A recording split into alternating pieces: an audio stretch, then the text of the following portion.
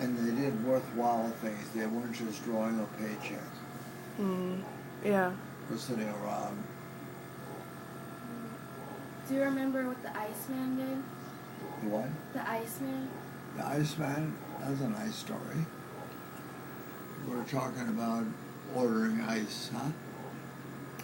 They come around with wagons with blocks of ice. And mind you, those blocks of ice were cut from the Milwaukee River.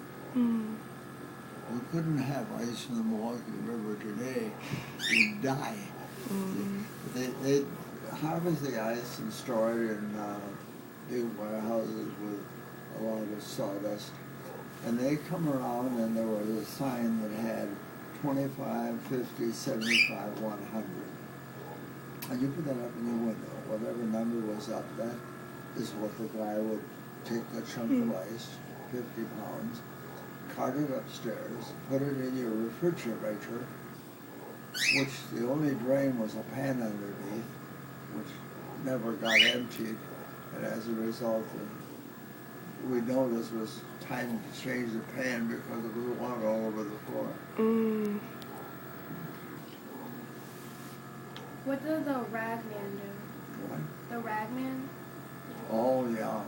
That's another thing. They'd come through the backyard. I have a picture.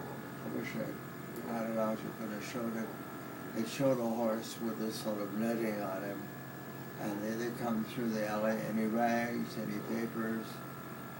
And we would be saving the papers. They'd weigh them on a handheld scale, which I'm sure was an accident. And paid for it. Oh, really? I never heard about that. The other thing, too, we had ash boxes then. At night, you'd bank down, you'd put some ashes on your furnace and keep the heat there for morning. In the morning, you have a shaker there and built into the furnace that would take all the loose stuff down. And then we take this other stuff out to the ash box, and in a sifter, which I got one in the garage, we put the coals in there, shifted it, and picked out the coals so you could burn them.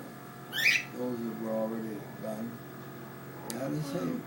I didn't know that. Yeah. Wow. I'm learning.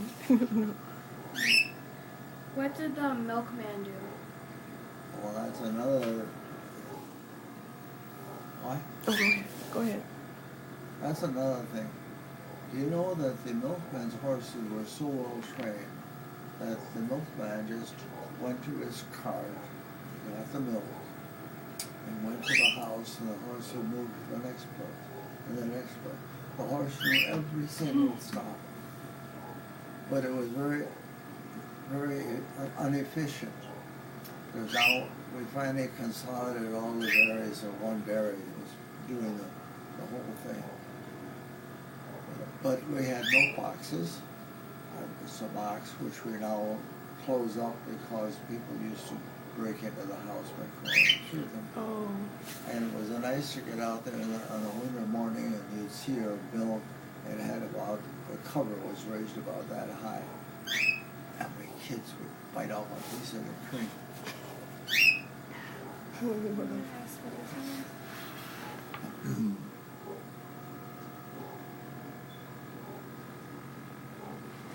It just says explain polio, what polio was, and what quarantine meant.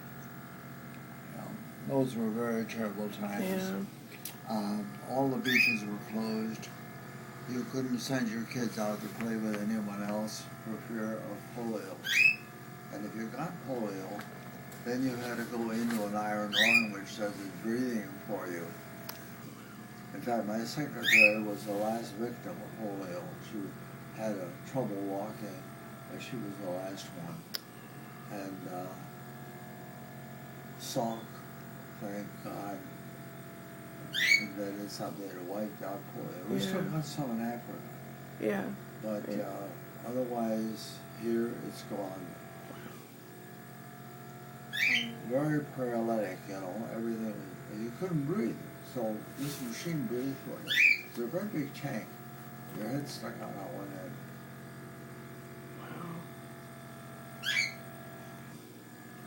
What do you remember about your grandparents? Hmm? What do you remember of your grandparents? I should talk about that? Yeah, what do you remember about them? Oh, yeah. Well, you know, in those days, the deal was when you got married, you moved in with your parents. Mm. As soon as you saved up $200 to buy a house, mind you bought a house and moved out. Mm. And then later on, when your parents became disabled, they moved in with you. That was our Social Security. Mm. Exactly. Of course, I also, because we grew up with my grandma and grandpa, and they spoke Bohemian, when I went to school, people all talked a foreign language. I could not speak English. Mm. I went to kindergarten speaking Czechoslovakian. Wow. 38th Street School. 38th Street School. Try to figure this out, you know. Oh, wow. Do you know when your relatives came to America? My father came in the arms of his father at age 2 from Czechoslovakia. My mother had come earlier with her parents, but we haven't been able to trace that too well. Really? Oh, why didn't you say that? Do you remember what happened in other parts of the war? Wait a minute. During wartime, do you remember what happened in other parts of the world before the war? We were watching it was building up because, you know, Hitler was taking country after country after country. Mm-hmm. At one time, there were 20 attempts to assassinate him, and then finally the British says, let's not assassinate him.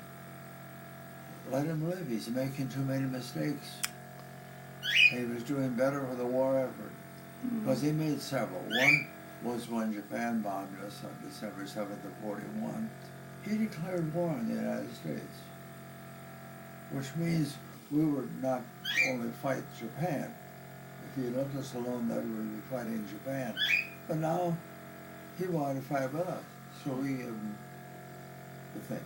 Then the other mistake he made was invading Poland on September 1st of 1939, because then France and Britain moved against him.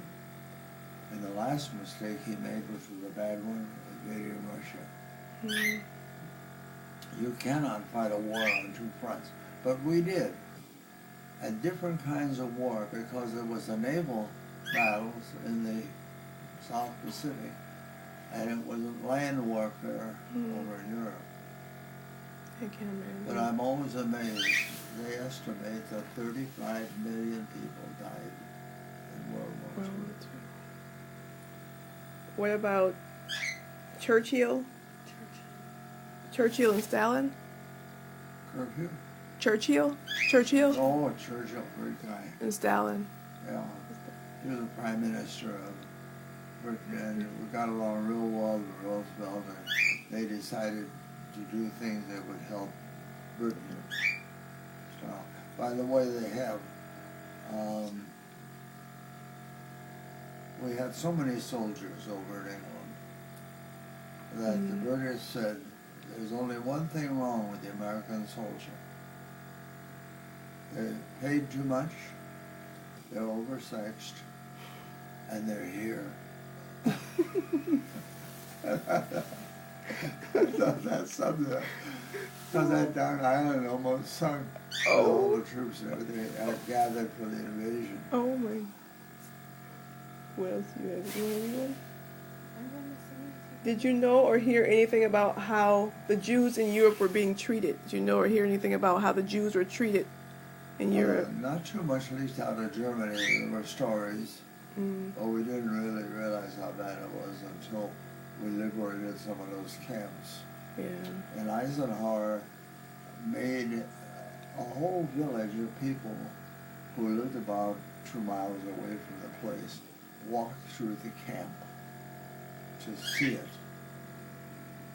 just impressed upon him how horrible it was and something.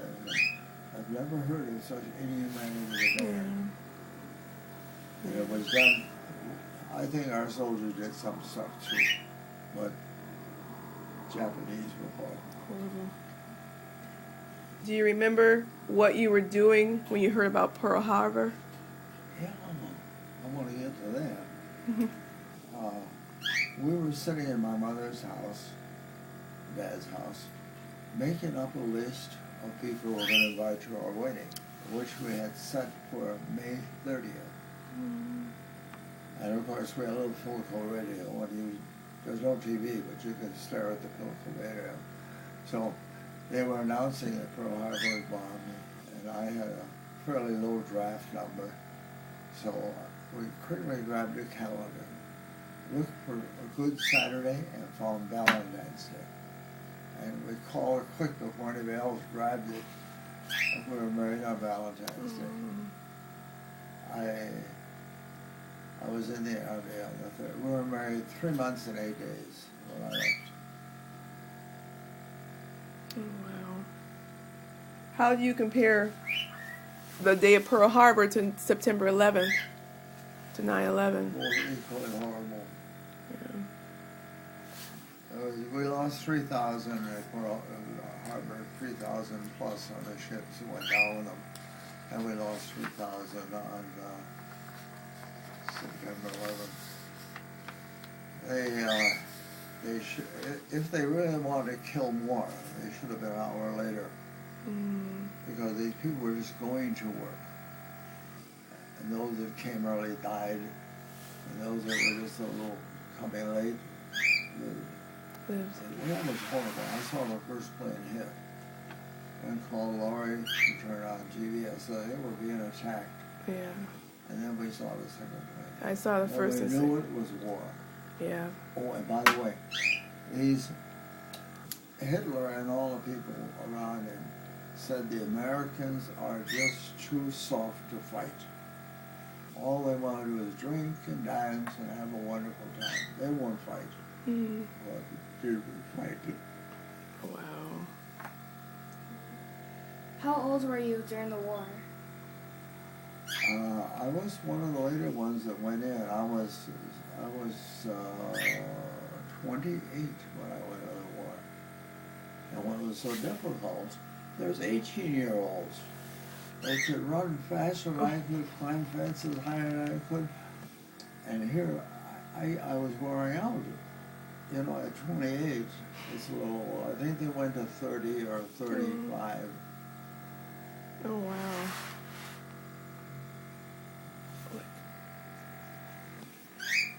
Did you serve in the war? Yes. You were in the war. It says, did you serve in the war? Yes. Yes. What branch of the military did you serve in? Let me tell you a little story about that. We went to, I was in the Army, Okay. but we went over to Richard Street Armory where you checked out of everything but your socks and your underwear, and they printed a number on your chest. And then you went through a bunch of doctors, and if they okayed you, fine, then you were allowed to dress, you took your oath of allegiance, and then they counted. And 4 away from me, they stopped. And they said to those guys, you're Navy, you're Army. Real selection, you know? Are you serious? Oh my God. That's the way they do it. Where'd you go for training camp? Fort Sheridan. They moved us down there for basic training. And, Do you remember how it was, the lifestyle, condition? yeah, my father gave me some advice, which was wrong. See, he was in a peacetime army from 1909 to 1912, I guess it was. And he said, look, keep your mouth shut, your bowels open, and volunteer for nothing. So I doesn't know. In 3 days, I'm on a garbage truck, dumping maggots and all that sort of stuff into this garbage. And then I said the magic 3 words, I can type. I've been a typing pool, making out $10,000 life insurance for true. My goodness. So you started. So what did it say? What was your rank and division and occupation then? Well, first of all, I was just a private, Okay. and the first assignment, they took us through Fort Benjamin Harrison, Indiana, for accounting training, Army accounting. And then they sent us, 4 of us, up to open up a camp, Camp McCoy. We opened up a finance office and a tobacco warehouse. We apparently did a good job, because when they were ready to open up Camp Ellis in Illinois, Oklahoma, Illinois, they sent us down to open up that camp. Now what happens is we arrive with there's about 500 people coming in to do different things. We set up our finance office with 4 people. But, where do I get this thing here? The thing is that when you arrive with 500 people just to help you set up the camp, people love you. When 5,000 troops, 50,000 troops arrive, you don't love you. Oh, wow. Wow. First of all, our guys got all the girls. So the local boys did not like it. Oh, yeah. So where did you serve or fight in the war? I was stateside. Say, You go oh, where they sent you, so I was in what they call the American Theater. So I was in Louisville, Kentucky. I was with the Army Air Corps, not Air Force. It didn't exist then. It was Army Air Corps. Mm. It was a Troop Carrier Command, and I served in Louisville, Kentucky, where we were evacuating the wounded, bringing them in from overseas. Overseas. So you didn't serve overseas at all? Huh? You weren't overseas at No. all? Oh, you weren't? No, which was lucky. The other thing, too, is my wife joined me at Malden Army Airfield. If you know what Missouri looks like, there's a little thing that hangs down into another state. Nobody wants it. That's where they built the camp. Oh. Dust, I'm telling you. But I had a chance to have Dorothy come with me for a while at Malden. And she got the shock of her life, because when she stepped out the plane, there were 5 caskets of fellows that were killed the previous night. Mm. We were practicing for the invasion paratroopers. And so this fellow invented this Corey skid for the gliders that would glide in. Oh, wow. And we were training there. Do you remember your discharge or return? You did that. My discharge? And return home? Yeah. Yeah. I came home. I had my wife with me, so we came back. As an officer, you could after a while. We came back, and I dropped Dorothy and the 2 babies off, and I went down to Camp Grant to be discharged. Mm-hmm. I was discharged 1 day later because I slept through my discharge date.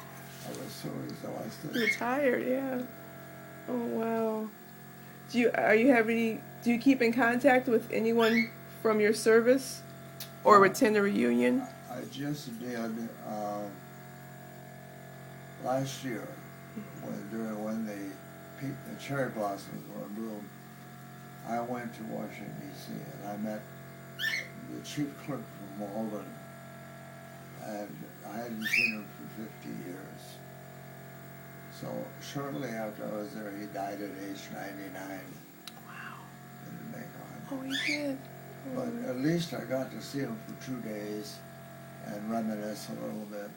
Oh, wow. Did you have many friends who served in the war? Did a lot of your friends serve in the war? Yeah. Yeah. Anybody who was between 18 and 32 or 35 was in. Was in. My brother was turned down at first because he had scarlet fever and he had a punctured eardrum. Wow. So what happened is that he waited till they were desperate for people. He went down and enlisted. And of course, in their wisdom, with one hearing on one ear. Oh. They have them in a radio tower directing airplanes at Adak, Alaska, Your brother? with 11th Air Force. Oh, yeah. wow. You already done that. What was your life like at home during the war? Rationing, blackouts, it says. I don't know if that would be. Well, mostly it was a shortage of things. In Yeah. the front of the courthouse, they had put up snow fences, and people were throwing their kettles and any aluminum in there. In fact, they were so short on copper that they began making pennies out of steel. Wow. I have a steel penny here. And the only trouble was because they were steel, they would rust. They were terrible Oh. after a while. After a while. Did you buy any war bonds? Oh yeah. Everybody bought a lot of bonds and they bought stamps. Stamps were in school, you buy them for 25 cents and then you turn it in for a war bond. Hmm. Do you remember hearing about the Normandy invasion? Yeah. Now that was D-Day. I was at Duke University going through a 4-month course to make me an officer and a gentleman. Mm. And the bells were tolling and we got up and they said, no classes today, the invasion has started, go to church. So we did. And I had one friend of mine who was in the invasion, and he said, you never saw so many ships. They were bumper to bumper. As the invasion fleet came in, anything could float came over. Came over. And he said, when he was killed shortly afterwards, the Germans, their ingenuity, had a mine that you put in the road. And when a truck went over, they counted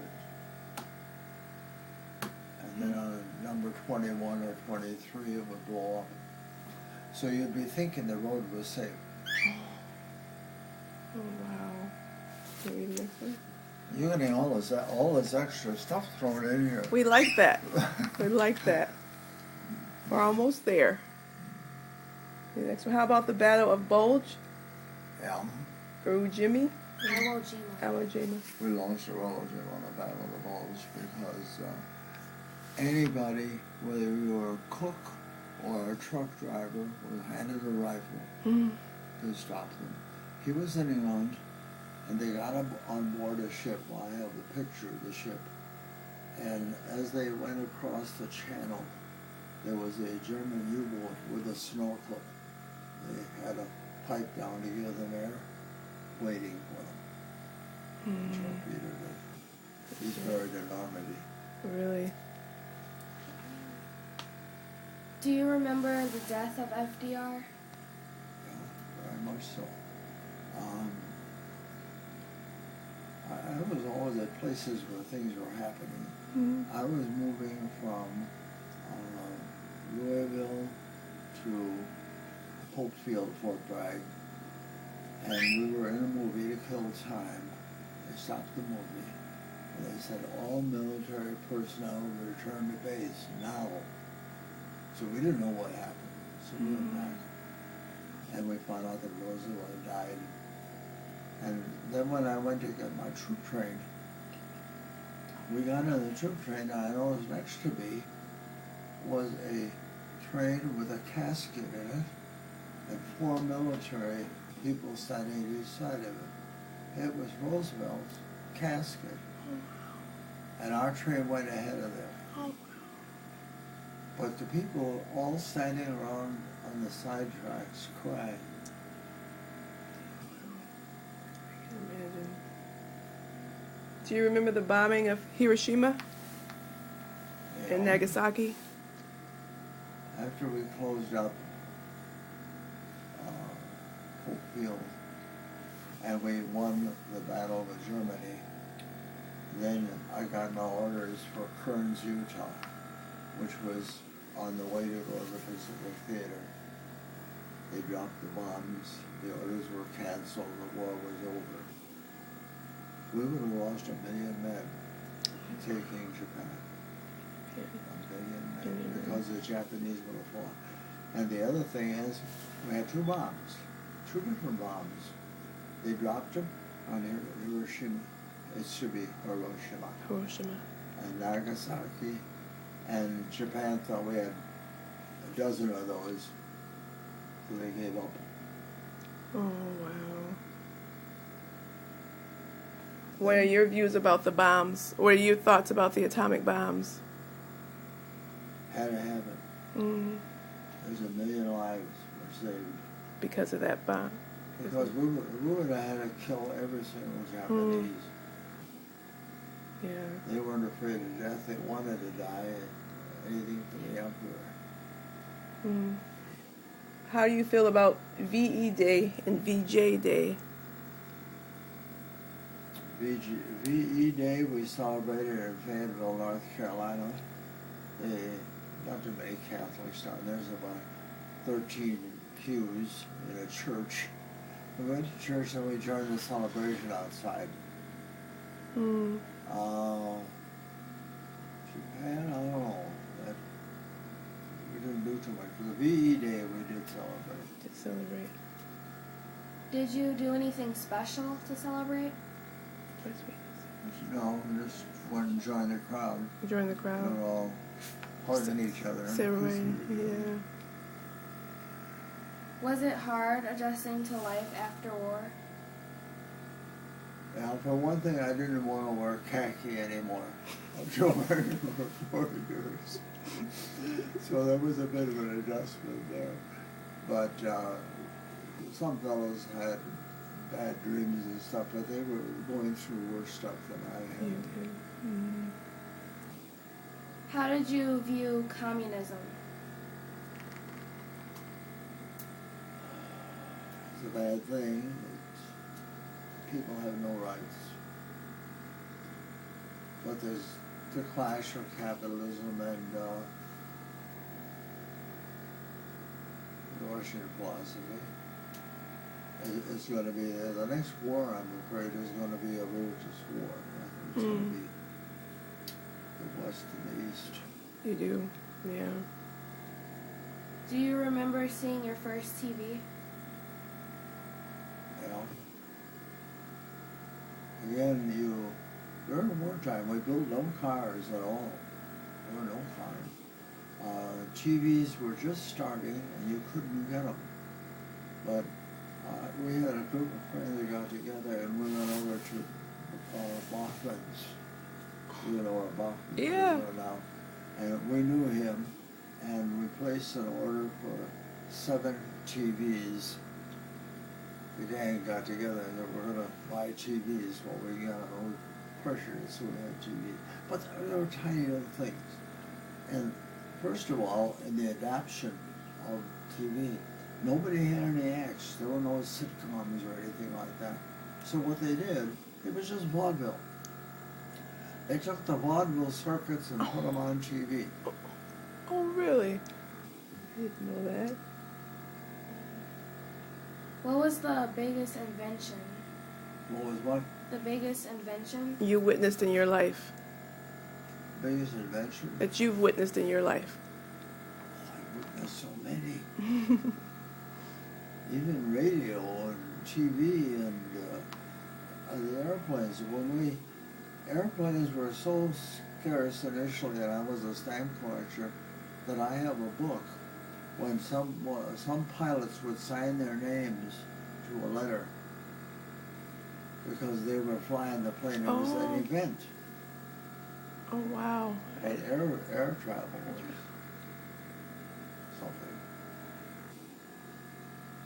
What happened to you later in life? I retired. That's not a question. I have now retired longer than I worked. But my last job, I was there 31 years and 3 months. And the 3 months were under protest. The boss wouldn't let me go. Oh, wow.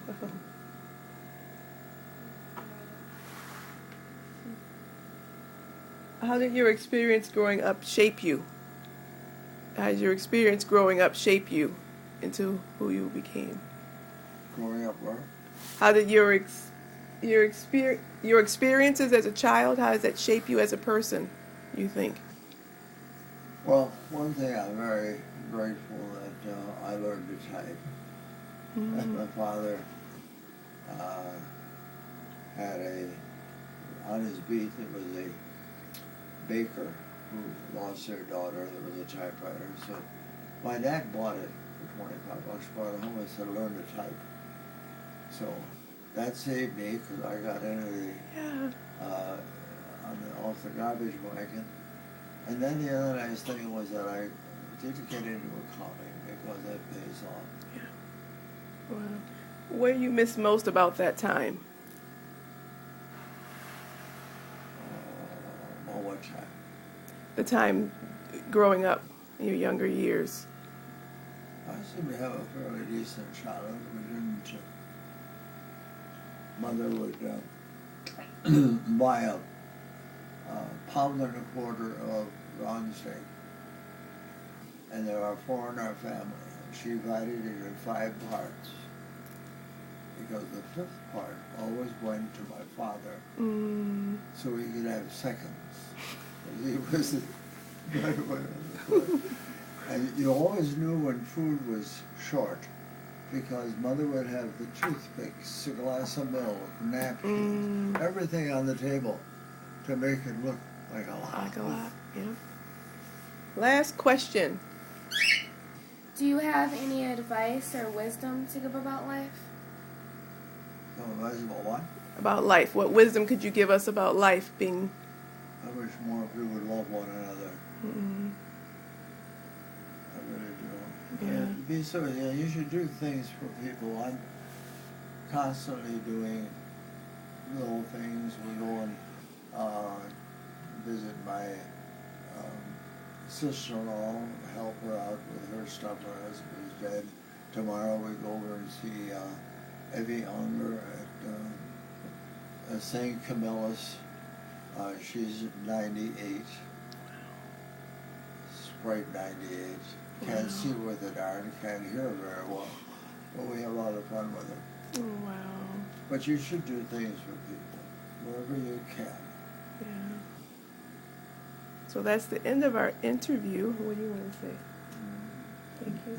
Thank you for letting me interview. I'm going to show you something.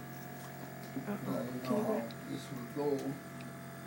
So I have a bunch of things. During the war, they had a lot of war posters up. These are war posters.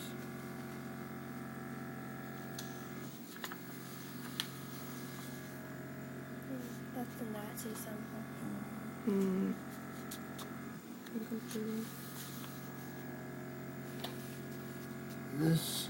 There were 5 brothers serving on one warship. The warship went down, the mother lost all 5. After that they said no more brothers serving on warships. Each one has to go to a different one. You lose too many otherwise. Wow, I didn't know that. There's a story behind everything.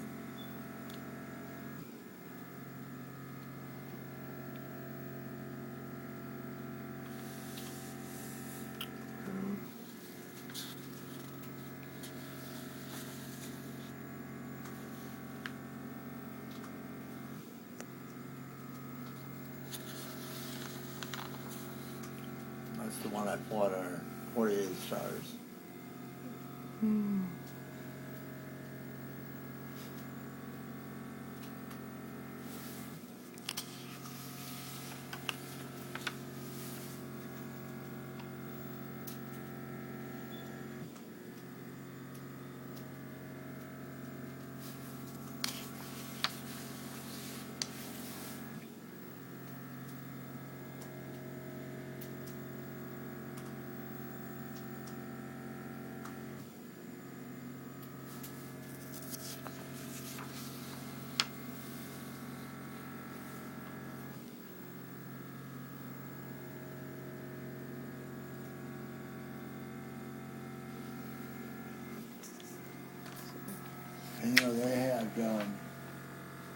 another slogan they had: "Loose lips sink ships."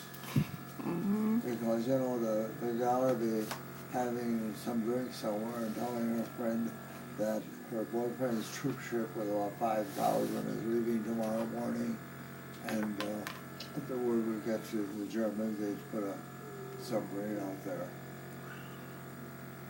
You wouldn't believe how many ships are sunk off the coast. Wow. With a regular shooting alley. We're still shooting. So thank you so much. You're